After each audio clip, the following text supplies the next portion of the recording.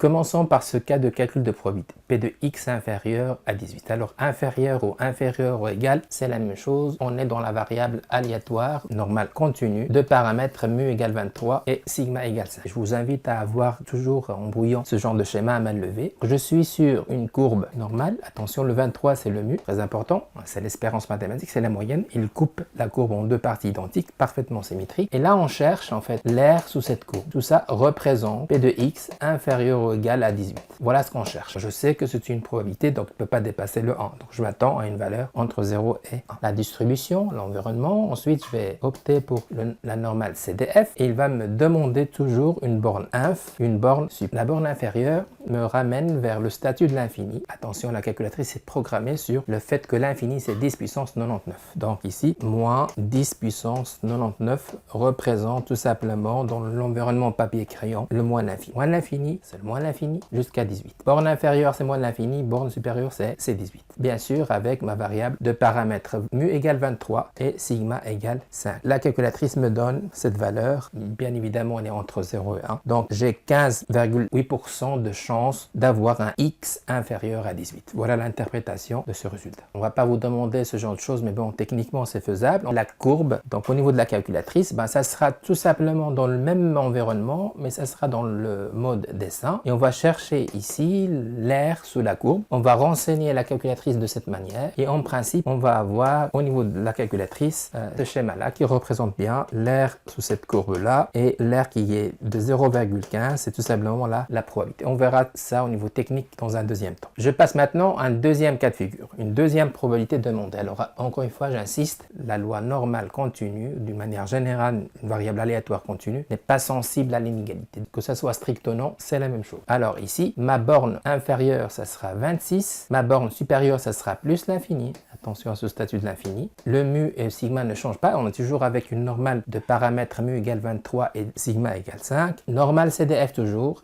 Et le calcul va me donner cette valeur décimale entre 0 et 1, donc 27,4% de chance d'avoir un x supérieur à 26. Au niveau graphique, ça représente cette aire. De même, on peut toujours tracer cette aire sous la courbe de la même façon, sauf on va passer dans l'environnement distribution à la partie dessin. On va renseigner la calculatrice de la même manière. On va choisir un code couleur bien sûr différent. Ici, j'ai choisi la couleur verte. Et en principe, je peux visualiser cette aire sous la courbe qui représente 27,4% de l'ensemble de 100%. Troisième cas de figure, je cherche une probabilité entre 15 et 18. Encore une fois, la variable aléatoire n'est pas sensible à l'inégalité. Ça peut être strict ou non, c'est la même chose. Je serai toujours dans le mode normal CDF. Je renseigne la calculatrice avec une borne inférieure de 15, une borne supérieure de 18. Je suis toujours avec une variable de paramètres 23 et 5. Je calcule et j'ai ce résultat entre 0 et 1 qui représente l'aire sous la courbe entre 15 et 18. J'ai 10,3% de chance d'être entre 15 et 18 dans ce contexte. On peut avoir un visuel graphique de l'interprétation de cette probabilité. De même, il suffit de renseigner, changer le coup de couleur et avoir cette partie-là qui représente les 10,3%.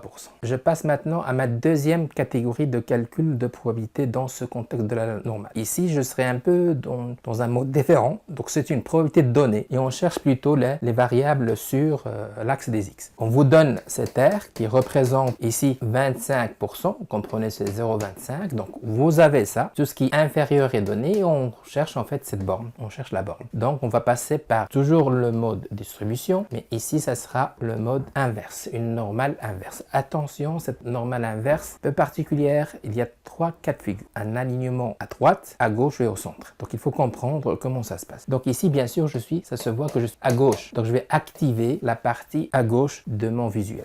Attention, c'est très important. Donc, il s'agit bien d'une aire de 25%, mais elle est située à gauche. Attention, elle est située à gauche. Cette information est renseignée au niveau de la calculatrice. J'active l'inverse normale et en principe, j'ai une valeur qui est 19,62. Ce cas-là, c'est le 19,62. J'ai trouvé une borne sur l'axe des x partant d'une aire d'une probabilité qui est donnée. Deuxième cas de figure, on est toujours dans la même logique, attention, toujours dans la même logique, mais bon, c'est pour ça que j'invite quand même les étudiants à faire des brouillons pour visualiser la question. Ici, on vous demande presque la même chose, sauf que le x, il est situé au centre. Donc, on cherche un cas à ce niveau-là, et tout ça représente aussi 25%.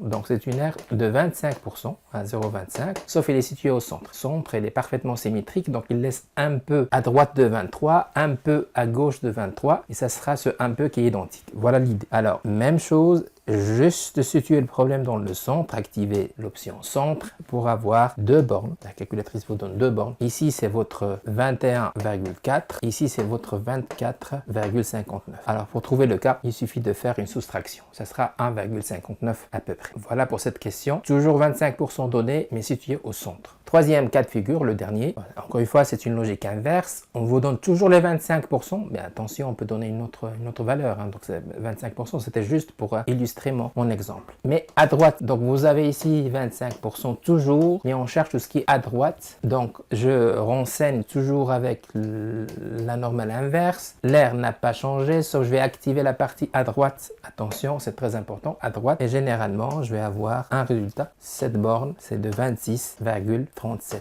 Donc, le grand X, c'est-à-dire la variable aléatoire, supérieure à 26,37, on est sûr d'avoir 25% au niveau probabilité à droite. On passera maintenant à la calculatrice pour mettre en place toutes les manipulations techniques qu'on vient d'expliquer.